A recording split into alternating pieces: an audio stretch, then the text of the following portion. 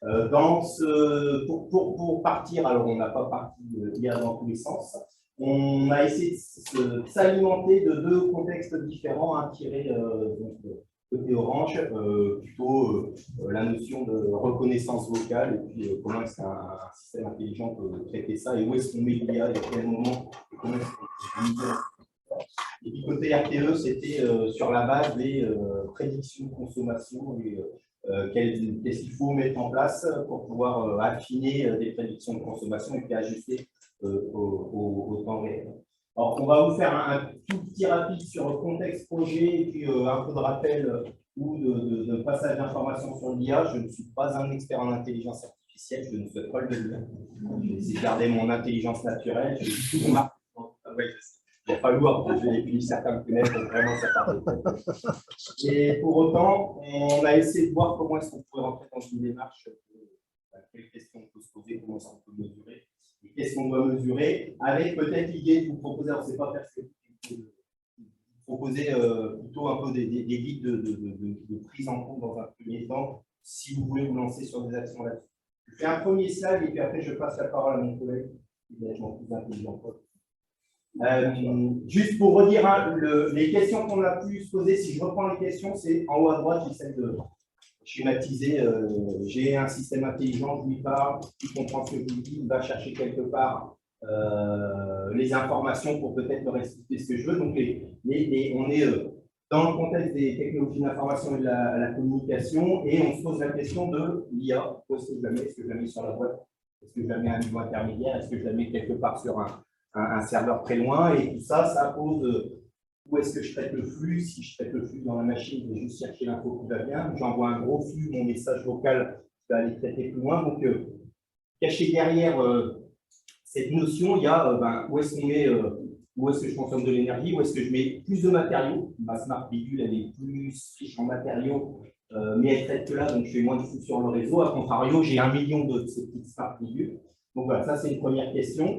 Le pendant côté gestion un peu énergie, le RTE a un site magnifique, vraiment aller s'inspirer de son pour trouver dedans, qui alors, nous restitue en temps réel une histoire de données de consommation d'énergie et mix énergie en France. Et là, globalement, ils utilisent du passé pour faire de la prédiction sur aujourd'hui, avec des visibilités qui se rapprochent sur la prédiction de consommation pour pouvoir activer les solutions énergiques de soutien, notamment connaissant les conditions météo, le solaire, l'éolien, et puis le potentiel parc nucléaire, et ainsi de suite. Donc, comment est-ce qu'on fait pour utiliser au mieux ce passé qui fait la prédiction et puis la demande réelle qui, évidemment, est jamais égale à la prédiction pour pouvoir minimiser des écarts et en fait les boosts, c'est du réacteur à gaz et donc de l'émission de CO2. Si on veut maîtriser un impact CO2 global, il faut qu'on puisse faire le lien entre les deux. Là où je passe la parole normalement à mon collègue, lequel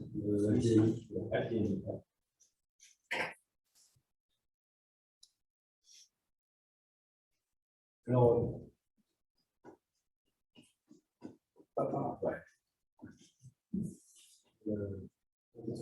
alors, moi, côté Orange, le sujet m'avait intéressé, parce que vous verrez qu'on fait pas mal d'intelligence artificielle. Okay, donc l'idée, c'était avant qu'on travaille sur les impacts environnementaux, c'était d'essayer de se focaliser sur la partie consommation d'énergie et le CO2 associé.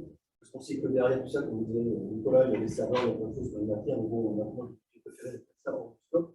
Et puis, au cours de l'étude, on a surtout identifié plein de problèmes autour de la mesure de la consommation d'énergie. D'accord, ça c'était vraiment le principal problème. Alors, vous verrez dans les résultats, dans les rapports, il n'y a pas énormément de chiffres quantitatifs, c'est beaucoup de qualitatifs et aussi pas mal de problèmes de soulever sur la partie mesure de consommation d'énergie. Sur un serveur avec pas de CPU, pas de cœur, mesurer exactement ce qu'on consomme, c'est extrêmement simple. Alors, ces travaux-là, ils émanent du programme Orange Expert en fait, au sein d'Orange. Je fais un peu le programme aussi pour vous expliquer pourquoi on est arrivé à traiter ce sujet-là. En fait, le programme Orange Expert, c'est un programme au niveau groupe qui identifie les meilleurs experts dans différents domaines. Donc, il y a 8 domaines identifiés sur les différents domaines de donc, il y en a dans les réseaux du futur, tout ce qui est software, services de contenu, etc. Il y en a dans le data IA, parce qu'on a pas mal de data IA. Et et aussi la communauté énergie environnement que j'aime. Et on nous demande de travailler entre les différentes communautés. Donc moi, on va monter la main pour essayer d'inciter les différents experts du groupe à sensibiliser sur la problématique d'énergie. Alors, comme c'est les experts, notamment avec les meilleurs du monde, donc quand vous venez voir pour leur parler d'énergie, ils ont tendance à vous dire pourquoi ça intéresse pas, parce que nos data centers, il y a du free cooling et autres, donc ça, c'est magique. Et comme il y a beaucoup utilisé aussi pour réduire la consommation d'énergie, on discute avec ces experts-là, ouais, les experts IA, c'est pas évident de les sensibiliser à cette thématique-là. Alors ça, c'est, j'ai réussi à faire avec eux. Alors j'essaie de le faire avec d'autres experts, les experts de la sécurité. Ça, c'est super bien parce qu'ils ne veulent pas du tout en entendre parler. Parce que la sécurité, c'est prioritaire chez Orange. Parler de sécurité, d'énergie, essayer d'estimer quel serait le coût énergétique d'un process de sécurité, pour l'instant, ça ne fait pas partie de leur manière. J'espère que dans les années à venir, ça va changer. Mais bon, voilà, c'est intéressant de voir comment les différentes communautés sont sensibilisées à des thématiques un peu transverses. Alors, je voulais dire déjà 2-3 mots sur les aspects d'intelligence artificielle. Alors, Nicolas viendra peut-être un petit peu, mais ce que je voulais vous montrer, c'est qu'en gros, on a trois grandes étapes. Il y a l'étape de collecte de données, quelle qu'elle soit. Donc, chez Europe, par exemple, on fait beaucoup de mesures de consommation de nos infrastructures réseau sur le réseau d'accès mobile. Donc, on a 30 000 antennes. On récupère plein d'infos. Donc, ces informations-là, il faut les traiter, il faut les fiabiliser, il faut les stocker, il faut les nettoyer. Ensuite, on a tout le processus d'apprentissage qui peuvent être relativement courts, comme on verra tout à l'heure, ou qui peuvent tourner en permanence dans le dataset. Et puis après, il y a la partie inférence, c'est lorsque vous sollicitez une IA pour un service. Alors, vous pouvez la solliciter ponctuellement. Donc, dans ces cas-là, l'inférence peut être très utilisée, mais vous pouvez aussi être amené à la solliciter énormément, ce qui fait que la quote-part de l'inférence devient énorme. Sur l'application actualisée de l'étude, c'est Cobalt PSR, là, reconnaissance vocale. Si vous appelez Orange, vous demandez le service technique, le service commercial, on n'a pas des millions d'appels parfois, mais des centaines de millions d'appels. Donc on s'aperçoit que dans certains cas, en fait, en fonction du type d'IA que vous utilisez, la distribution des impacts n'est pas obligatoirement la même. Dans certains cas, c'est la collecte de données de traitement, d'autres, ça peut être l'apprentissage, et le troisième, ça peut être l'inférence. Ça, je pense que c'est quelque chose qu'il faut avoir en tête. Les chiffres moi, que je vais vous présenter, c'est vraiment pour un cas bien, je sais pas. Alors, ces études-là ont été faites par des collègues, pas par moi. Et ce que je voulais dire aussi, c'est que dans les acronymes, on parle souvent de Green IA ou de IA for Green. Je pense qu'il faut bien faire la différence entre les deux. Hein. Il y a comment on utilise l'intelligence artificielle pour réduire les consommations d'énergie. Ça, c'est ce qu'on essaie de faire chez nous. Par exemple, quand je vous disais, on a des dizaines de milliers d'antennes. On essaie de voir à peu près quelles sont les configurations les plus optimales en termes de consommation d'énergie, en fonction du site, en fonction de la techno, en fonction du. On récupère les données, on a des algorithmes, et après on essaie d'utiliser. Et le point qu'on aborde ici, c'est vraiment le green IA, c'est essayer de réduire les impacts environnementaux de ces IA. C'est vraiment donc, ces sujets-là ont été faits par des experts chez nous, côté software et côté Italia. Alors, certains étaient tellement bons qu'ils ont quitté le groupe entre-temps, donc ils ont été débauchés par d'autres entreprises. Et ça, c'est des salles qui ont été présentées au cours d'un séminaire qu'on a organisé début. Alors, donc le contexte, hein, ça c'est un tableau, quoi, je crois que oui, mais je le reprends encore. C'est Arc-Invest qui. Sur la. L'explosion de l'IA. Voilà.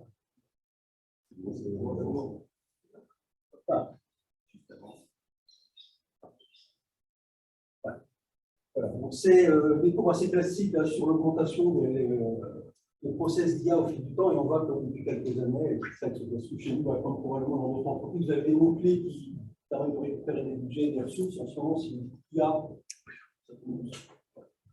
Okay, donc, vous avez quelques chiffres sur l'évolution de la consommation d'énergie. Alors, tous les papiers sont présentés ici sur le site, là, les rapports, les travaux qu'on a voulu présenter, c'était dans le premier livrable qui est accessible. C'est présenté à faire un état des lieux un peu de l'IA, puis les premiers papiers qui présentent un peu ces distributions d'impact environnementaux. Certains commencent à mentionner aussi la nécessité d'avoir des calculs énergie quand on sélectionne une IA, donc optimiser ses performances. Donc, il y avait que certains commencent déjà à y penser. Et la deuxième partie, les parties 2, 3, 4, c'est effectivement commencer à faire des mesures sur ce que c'est qu'une IA en fonction d'un cas bien particulier et différencier ce qui relève de la collecte de données, l'apprentissage et bien sûr la partie.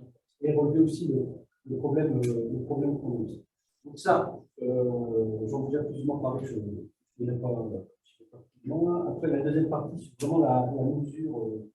Alors, nous, on est parti sur ce que je vous disais, l'application globale TSR. Vous l'avez probablement utilisé, j'imagine que vous l'avez utilisé. C'est une application qui a été développée en interne Orange et qui est optimisée au fil du temps et qui est basée sur différentes technos. Alors, on voit aussi, par exemple, que la partie training, c'est des choses qu'on ne fait pas obligatoirement très souvent. On fait 2-3 fois, 4-5 fois par an. En fait, c'est une application qui est connue depuis de longues années. Il n'y a pas besoin de finir l'optimisation. Alors, le principe est relativement simple. Hein. Quand vous dites bonjour, je veux une information, du service marketing, non pas le service commercial, du service technique, évidemment, votre message est segmenté en différents phonèmes. Alors, déjà, vous êtes capable de différencier ces différents phonèmes dont vous parlez. Ça, c'est ce qu'on appelle l'acoustique modèle, qui est là un peu nouveau là. Et après, vous en avez un deuxième qui est le langage modèle, qui est de remettre un petit peu en forme tout ça, pour ensuite le traduire en signaux numériques pour orienter vers la bonne personne. Donc, il y a deux étapes. Donc, ça, quand on regarde comment ça rentre, sans rentrer dans les détails, on s'aperçoit que c'est des messages, des modèles qu'il faut entraîner pour chacun langage, chacun langue qu'on utilise. Parce que Orange, c'est un opérateur en France, mais c'est aussi un opérateur dans 27 pays différents. Donc, on utilise Global TSR dans différentes langues. Alors, ici, je donne deux exemples pour le français. C'est une langue alors, je ne sais pas comment interpréter, c'est très clair. Le temps d'apprentissage, mais pour le français, il faut à peu près 1000 heures d'apprentissage. En plus, pour le Wolof, une langue africaine, on est à uniquement 25 ans. Donc, pas d'interprétation. L'écart assez important qu'on a utilisé par la suite. Le rapport est en Wolof. Bon, la présentation est en Wolof. Alors, pour ces deux niveaux d'IA, l'expérience montre en fait qu'il y en a une qui est beaucoup plus gourmande que l'autre, c'est l'acoustique modèle. Donc, les travaux qu'on va présenter par la suite se focalisent. Pourquoi complexe que l'autre, j'avoue, je ne sais pas, je pense qu'il y a un petit peu d'informations dans l'IBRAM, mais on ne veut pas trop rentrer dans les détails. L'idée, c'est plutôt de montrer les problèmes auxquels on a été. Alors, le problème, c'est ça, c'est la mesure de la consommation d'énergie. Parce qu'en fait, toutes ces applications, ça tombe sur des serveurs, avec des CPU, Intel, AMD et d'autres, et c'est des environnements qui sont extrêmement complexes, et si tu as une estimation de la consommation d'énergie, il faut rentrer carrément au niveau de la CPU. Et ce qu'il faut faire devant la consommation du serveur, mais la question dans ce cas-là est. Donc, les personnes qui ont plongé dans le système ont été, dans cette étude-là, ont été obligées de regarder de très près les différentes options qui existaient et voir lesquelles étaient les mieux adaptées à l'environnement. Je ne l'ai pas dit, mais souvent, quand vous faites de l'IA, vous avez besoin de machines extrêmement puissantes. Alors, soit vous partez sur des CPU classiques, soit vous partez sur le GPU. Vous faites des graphiques qui sont infiniment plus puissantes et qui sont généralement utilisées pour les phases d'apprentissage. Donc, à partir du moment où on veut mesurer la consommation, on peut plonger un peu dans l'architecture des CPU, plonger un peu sur les différentes productions. Et comme c'est un process qui vient tout juste de démarrer, cette mesure de la consommation d'énergie, il n'y a pas vraiment de solution industrielle. Et c'est encore beaucoup d'amateurisme.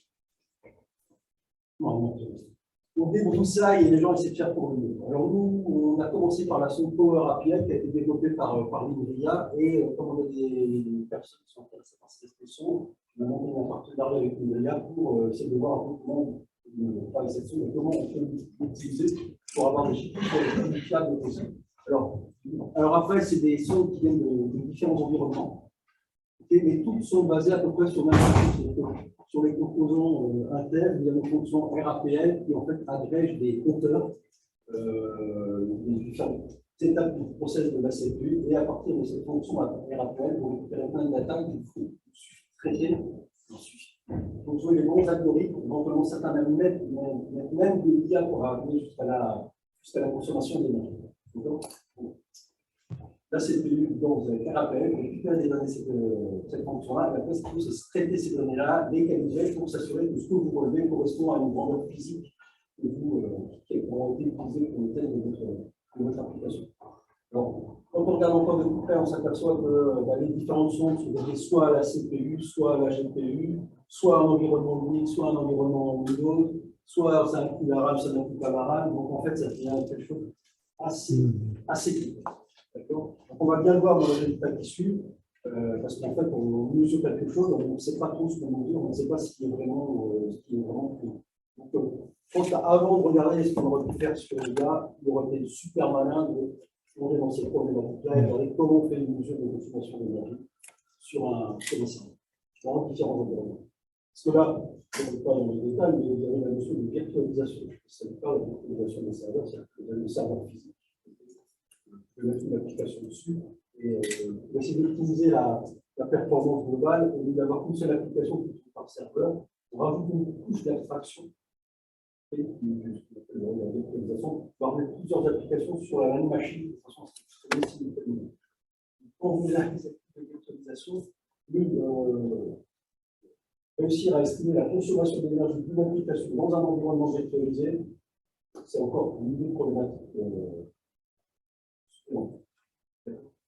Voilà. Donc, je pense que donc, les résultats que je vais vous présenter, c'est juste pour vous montrer un overview, sachant qu'il y a quand même énormément de sujets à traiter. Donc, si vous ne savez pas quoi faire, soit ouvert, lancez-vous dans la mesure de consommation d'énergie de serveur, d'architecture virtualisée, je pense que vous en avez.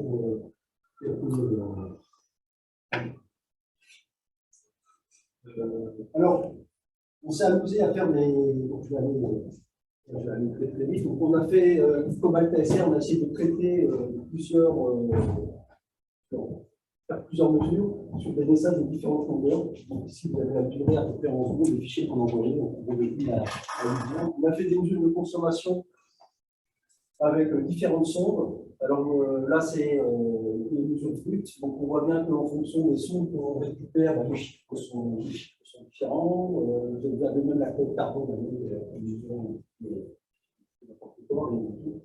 on voit déjà rien que sur. Ça, c'est des résultats finaux qui ont été plus ou moins paramétrés. Donc, on voit bien quand même qu'il y a quand même des variabilités des chiffres qui sont assez élevés, surtout en fonction de la mesure.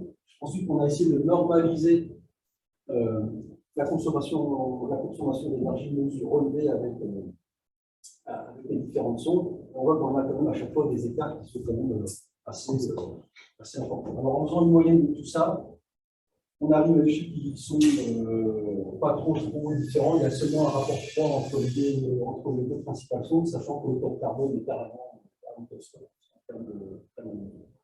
Ça, c'est les premières estimations, mais je pense que je ne sais pas si c'est des estimations, c'est des chiffres qui donnent en gros les ordres de grandeur pour l'inférence. Alors ça, c'était une. Ça, je passe. Là, après, c'est des mesures qui ont été faites sur la partie apprentissage. Quand on fait tourner l'application pendant quelques heures pour essayer de avoir des chiffres de mesure. Donc, on est parti sur la partie on-off. Et alors, on a pris cette tourne à des sondes. Regardez pas ce chiffre-là, parce qu'en fait, c'est un chiffre qui émane d'un outil de modélisation pour estimer la consommation du méga. On s'aperçoit que c'est complètement à la hausse. En fait, c'est un calcul un peu possible. Par contre, là, ce qui est intéressant dans la mesure faite avec les deux sondes, c'est qu'on est à peu près sur des ordres de grandeur qui sont assez. Alors ici, vous avez, si vous êtes intéressé, quelques informations sur la caractéristique de la machine qui a été utilisée. Alors après, autre sujet qui est intéressant, c'était sur les précisions d'IA. Quand on discute avec des experts, on s'aperçoit que quand vous voulez lancer l'IA et avoir des résultats, ce qui est bien, c'est d'avoir la meilleure précision possible. Évidemment, cette précision, elle est définie par un maximum d'itérations et de training. Et si vous voulez vraiment avoir des chiffres extrêmement précis, il faut lancer l'application dans certains niveaux. Et l'intérêt de cette étude-là, c'est de montrer que pour le cas particulier ici, on s'aperçoit qu'on n'a pas besoin de monter en nombre d'inférences ou en nombre de training de manière très haute parce que la précision est rapidement obtenue. Et si on se limitait dès les premiers chiffres, la précision, on s'aperçoit que la consommation d'énergie est relativement faible par rapport à ce qu'on obtiendrait avec une précision. Ça, c'est l'un des résultats, moi, que j'ai le plus apprécié, qui a pas mal interpellé les collègues, c'est que ça ne sert à rien de vouloir aller loin en termes de précision sur le là, parce que dans ce cas-là, la consommation d'énergie explose, autant les premières itérations s'arrêtaient, c'était déjà dans le moment. Alors après, ça dépend du cas d'usage. Dans le cas particulier, ça suffisait. Voilà, ça c'est un des chiffres un peu pertinents de la. En conclusion, il y a quelques infos sur la pertinence des différentes sondes en fonction de composants CPU GPU. Moi, ce que je retiens, c'est qu'en gros, tout est à faire. On a seulement légèrement débrouillé assez vite. C'est le sujet, ça. Et il y a énormément de choses à faire sur les sons. Pour ça, j'insiste beaucoup parce que c'est vraiment le point de blocage. Avant de regarder un peu plus près les différentes approches pour essayer d'optimiser la consommation d'énergie. Je pense qu'il y a aussi un gros travail à faire de manière qualitative en termes de traitement des données et sur l'apprentissage en termes de précision, et aussi sur les inférences sur le niveau où nous sollicitons l'application.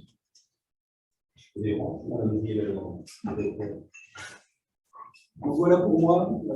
Donc, je pense qu'il y a beaucoup plus d'infos dans les mini-prates qui sont disponibles. C'est fait par des éditeurs du sujet. Donc, il va y avoir c'est pas du bonheur à toutes vos questions. C'est une belle transition quand le slide de marche. Donc, ce que je vais faire, c'est que je vais quand même vous illustrer. Donc, il y a une première étape et il faut vraiment retenir que le thermomètre, là, la métrologie, ben, aujourd'hui, il faut se construire le thermomètre. Marc n'a pas montré, mais il faut rentrer dans du code pour aller directement chercher l'info, on va dire, sur ce qu'on récupère sur les CPU, les mémoires. Comme l'a dit Marc, il faut rappeler qu'une IA, c'est des données, on en capte, c'est des calculs, c'est une intelligence qu'on construit, et puis après, il y a de l'échange, et que finalement, chaque contexte, quantité de données, type de données, comment est-ce qu'on reconstruit, comment est-ce qu'on fait l'apprentissage, comment est-ce qu'on stocke, comment est-ce qu'on fait les inférences, sans parler des parties physiques. Marc a donné des informations un peu sur les machines qui fonctionnaient. Et chaque contexte va avoir des conséquences sur les consommations et puis et derrière ça, donc l'impact de l'IA. Alors nous, ce qu'on a essayé de rentrer, alors je vais commencer à droite, hein, il y a différents types d'IA. Je ne rentrerai pas dans les détails, mais il y a des approches qui sont faites un peu de reconnaissance. Après, on peut faire plutôt de l'analyse statistique, de l'analyse de données, puis on peut aller jusqu'à l'apprentissage et l'utilisation. Et puis, on a travaillé alors sur 4 types d'approches d'IA différentes, réseaux neuronaux, régulation logistique à voisin, art de décision. On a voulu comparer en se questionnant sur des étapes d'apprentissage, de chargement et de stockage de données, et prenant en compte donc la préparation des données, la construction des algorithmes et leur apprentissage, et puis les usages. Là, c'est juste pour dire caché derrière tout ça, il y a du physique. On n'est pas rentré très loin dans le physique, mais caché derrière, évidemment, ces captures de données, ces échanges, eh ben, il y a tout le physique matériau qui aussi a des conséquences. Donc, on n'a pas forcément regardé. Je ne reprends pas, ça c'est résumé sur les comparaisons des différentes équipes. Marc a nettement mieux présenté que moi. Moi, j'ai découvert en tout cas qu'il y avait des formats de CPU, GPU qui avaient des capacités différentes selon les outils. Ils ne mesurent pas exactement la même chose. D'où, quand on fait un choix de solution de mesure, eh ben, elle n'est pas forcément optimale par rapport à ce qu'on est capable d'évaluer. Et puis à retenir, la Marc l'a déjà mis en avant et on reviendra dessus, c'est il y a un vrai travail à réfléchir sur comment on optimise l'apprentissage avec une vision sur quelle précision et un peu pourquoi. Donc ça, c'est quasiment une conclusion très forte à retenir parce qu'on va mettre en avant que plus j'apprends, plus ça consomme, plus j'ai besoin de données pour apprendre proprement. Là aussi, pareil, je pense que qu'est-ce qu'on a voulu faire? On a fait un certain nombre de mesures, donc sur des algos différents, en regardant des temps d'entraînement, des consommations d'énergie, en regardant comme critères donc les précisions pour pouvoir y arriver. Et alors, l'arbre de décision, qui est une méthode qui est assez rapide, on a fait 100 itérations sur un jeu de données, et puis sur les autres algorithmes qui sont un petit peu plus longs en temps de process, on a mis en fait des séries de 10 itérations. Et à chaque fois, vous verrez qu'il y a des résultats qui sont en consommation relative. On a pris comme base de référence sur l'énergie consommée relative la mesure qui était la moins consommatrice. Pour vous résumer, Marc a déjà un peu parlé, le côté algo, réseau de neurones, hein, chaque neurone reçoit de la donnée, il apprend à l'utiliser, il en sort, il en tire un résultat. On peut jouer sur un nombre de neurones, on peut jouer sur des profondeurs dans le réseau de neurones qui vont avoir des complexités. La régression logistique, c'est j'ai des données et j'utilise la fonction sigmoïde qu'on va essayer de recaler au mieux par rapport aux données. Donc là, c'est typiquement une approche plutôt un petit peu d'optimisation. Les cas voisins, c'est dans un espace Y, j'ai des caractéristiques de données que je sais comparer entre elles, et puis je viens regarder le nombre de cas, c'est combien de voisins sont autour du point que je regarde, et connaissant les types des voisins, j'en traduis quelle est, donc je classe pour dire la donnée que je regarde, elle ressemble à ce voisin-là, et puis l'arbre de décision, c'est une traduction un petit peu des descentes logiques sur lesquelles on peut avoir des profondeurs plus ou moins importantes dans la notion de feuillage des arbres de décision. Et puis après, on est allé utiliser alors, des datasets, des bases de données classiques disponibles.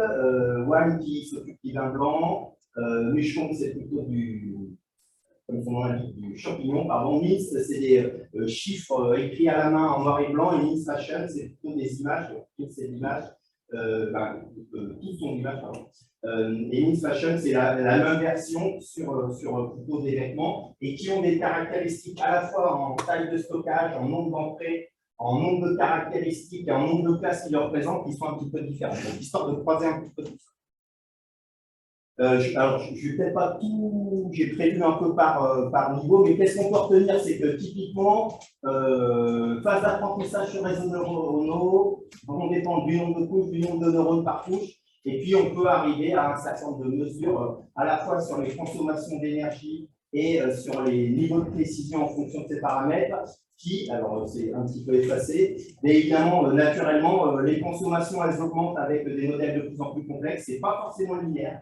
En fonction des types de données.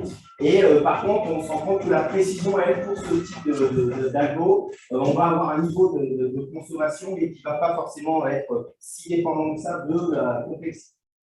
Donc on a fait, je vais essayer de faire assez vite, on a fait des études assez similaires sur les autres approches, comme pour l'apprentissage, sur la régression, pardon, c'est le nombre d'itérations qui permet de refiler la courbe pour faire une régression, et c'est la tolérance qui donne un petit peu le seuil d'acceptation, et on arrive en conclusion que, évidemment, les consommations augmentent avec le nombre d'itérations, dépendent aussi Alors, il y a un enjeu de convergence. Si je n'ai pas fait assez d'itérations, je ne vais peut-être pas converger suffisamment par rapport à mon critère de précision. Et puis, alors, la précision, comme c'est un enjeu, c'est un seuil qui bloque l'algo ou la loi représentative des données qu'on est en train d'évaluer, ce n'est pas la précision qui est un élément qui est critique, on le fixe comme objectif. Les cas voisins, l'idée c'est est-ce que déjà il faut avoir des données que je peux représenter dans un ou plusieurs espaces n dimensions avec des paramètres comparables. Donc les consommations et les précisions vont dépendre du nombre de voisins qu'on veut prendre en considération. Et puis, sur l'arbre de décision, là aussi, ça dépend de la profondeur d'arbre et puis du nombre de feuilles, donc le nombre d'alternatives qu'on va pouvoir avoir pour arriver à ces évaluations. Donc là, à retenir qu'on a du mal à prédire des comportements. Ici, on voit une certaine linéarité, là, on l'a nettement moins. Ça va être valable aussi sur les précisions. Donc, il est assez compliqué d'avoir un modèle prédictif ou une vision prédictive par type d'algorithme et par type d'analyse de données. Alors, qu'est-ce qu'il en ressort? On a essayé de croiser un petit peu tout ça. Donc, les principales conclusions, c'est qu'en termes de consommation, on a des ordres de consommation qui sont identiques. On est toujours là sur l'apprentissage. Quelles que soient les données, l'arbre de décision est clairement le plus économe mais le moins précis. Alors, le cas voisin, finalement, c'est si les données sont compatibles avec cet algo-là, c'est le meilleur compromis, on va dire, énergie et précision. Et puis, le réseau neuronal peut être beaucoup plus consommateur en termes d'énergie que ce qu'on peut avoir sur notamment arbre de décision. Donc, en termes de précision, voilà, on retrouve un petit peu ce que je viens de dire. Arbre de décision, donc est nettement même moins bien classé. On est moins précis. Par contre, on a des temps de calcul et d'évaluation de complétude, on va dire, du modèle qui peuvent être plus rapides. Reste, il faut être, on pose la question du contexte, il faut être capable de tolérer des précisions à 60%. Une fois sur 100, on va avoir faux dans la réponse. Donc, voilà, ça dépend vraiment du contexte. Sur la partie chargement des données ou traitement des données, là aussi, on s'est dit, on a essayé de regarder comment est-ce qu'on, en fonction des algorithmes de préparation des données, quelles pouvaient être les conséquences.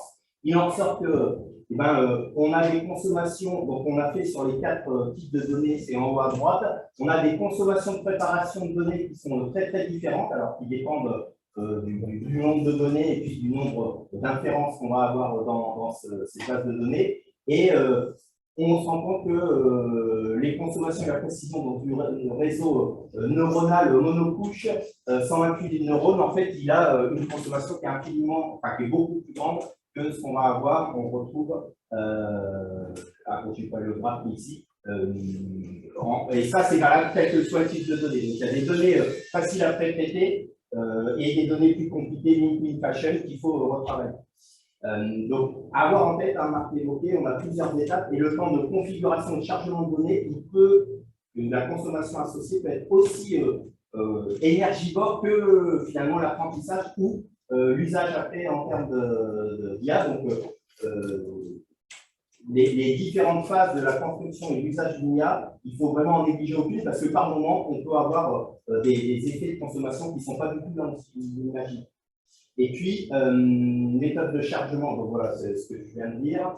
Et alors, on se rend compte que la consommation augmente donc, en fonction du nombre d'entrées chargées. Alors, là aussi, selon les préparations qu'on a, on a des versions qui sont très linéaires, et là, on va retrouver typiquement les arbres de décision ou les cas voisins. Et après, on a des évolutions de consommation qui sont plutôt logarithmiques en fonction dès qu'on a de la réseau. On s'est posé la question aussi de quid du stockage. Parce que le stockage, il a l'air de rien, mais je capte de la donnée en permanence et puis je stocke. Et est-ce que ce stockage-là, en fonction du type de données qu'on récupère, peut être important? Donc on se rend compte que là aussi, l'ordre identique, quelles que soient les données, finalement le stockage c'est assez statique, avec une consommation pareille pour les réseaux neuronaux qui sont nettement plus gourmands en données pour pouvoir alimenter les modèles qui donc prennent plus de place. Et alors, je pense qu'on trouve les mêmes conclusions que précédemment. Les réseaux neuronaux, donc c'est le plus précis en regardant les paramètres de stockage et les arbres de décision les moins bien classés.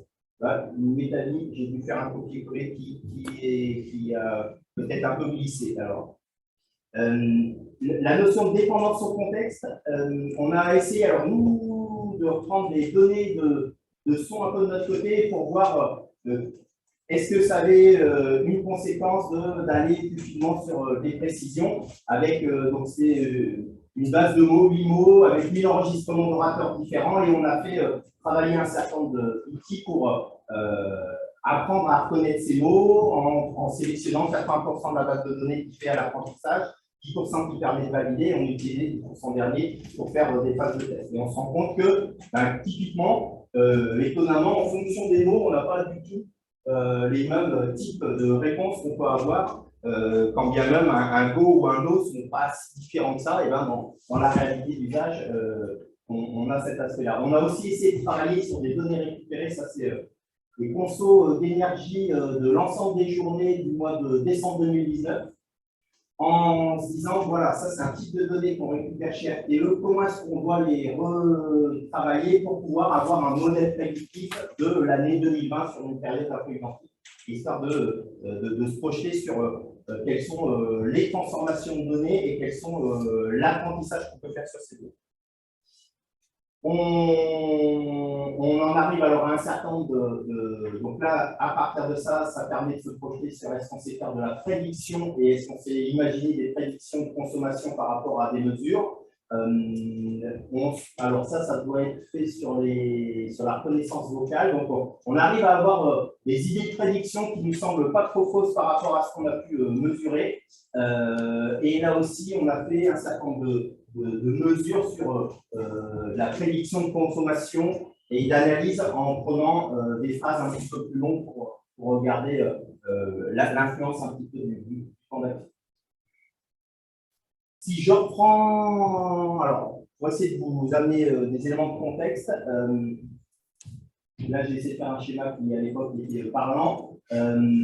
La précision, on peut courir après la précision si dans le cas de RTE, j'ai un décalage entre ce qui est prévu et ce que je mesure pour pouvoir minimiser cet écart, parce que tout écart est compensé par un boost de rattrapage qui va être typiquement une centrale au gaz et donc de l'émission de CO2. Donc là, il peut y avoir une logique à avoir un effort de coller au mieux et d'avoir une donnée, et donc le poids de l'IA qu'on va mettre derrière est certainement très très réduit par rapport aux conséquences d'une IA de moins bonne qualité sur, dans ce cas-là, l'enjeu un petit peu émission CO2 du système.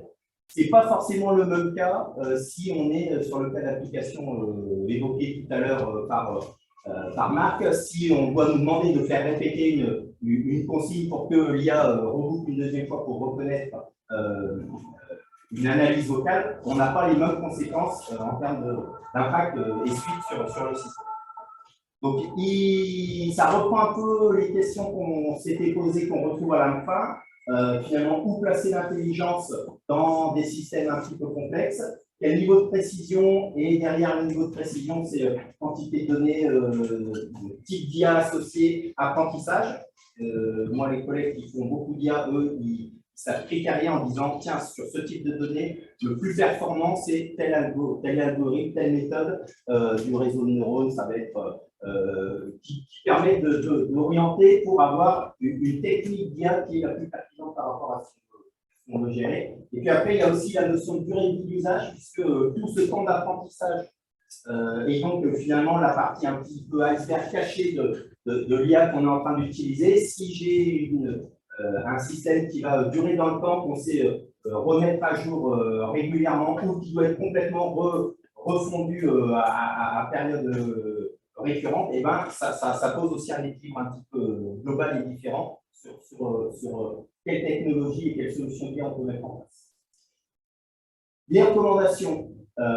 Donc, bien penser à toutes les étapes de la construction et de l'usage de l'IA, et qui font écho aussi au type d'usage d'IA, est-ce que je suis du cloud computing, de l'edge, du local, et puis se poser aussi, on a vu, alors ça, je ne vais pas revenir dessus, mais on s'est quand même dit que selon l'architecture qu'on a, on va dépendre de zones de stockage et de zones un peu centralisées de calcul. Et ben, cette prise en compte du positionnement notamment des data centers peut et doit rentrer dans une analyse, que ce soit des data centers qui sont dans des zones où il y a des mix énergétiques qui soient par cause de CO2 émissif. Et puis après, il y a aussi la notion de distance pour pouvoir aller à des endroits. Et là, c'est plutôt du câble qu'on va tirer d'un kilomètre à l'autre.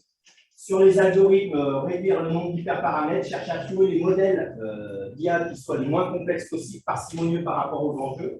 Et donc, évidemment, essayer de travailler sur la réduction de l'itération de à la fois la taille et du jeu de données qu'on va vouloir utiliser. Donc, nombre d'apprentissages, nombre de fois qu'on va apprendre, et puis essayer d'avoir des jeux de données qui soient les plus réduits possibles.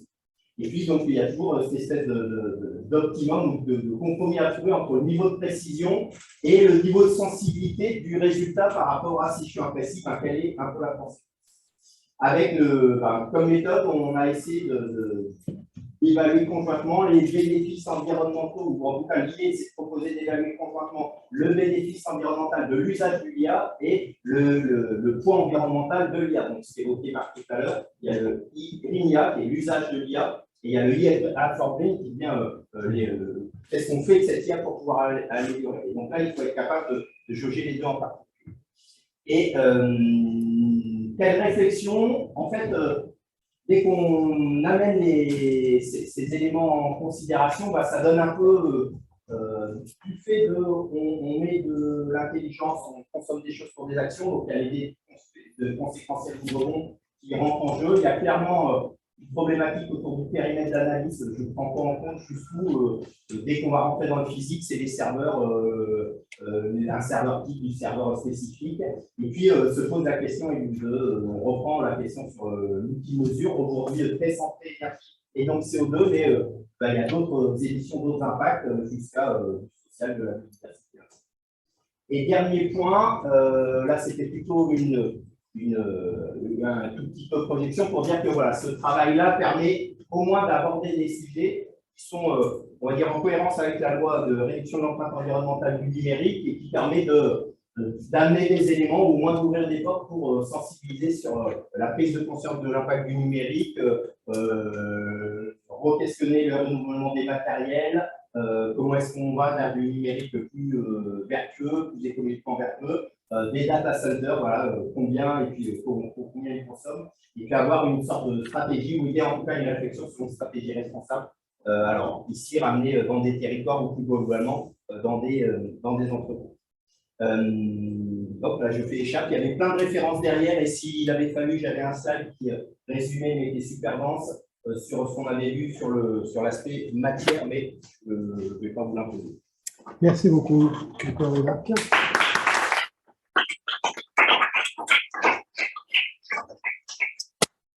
2-3 questions.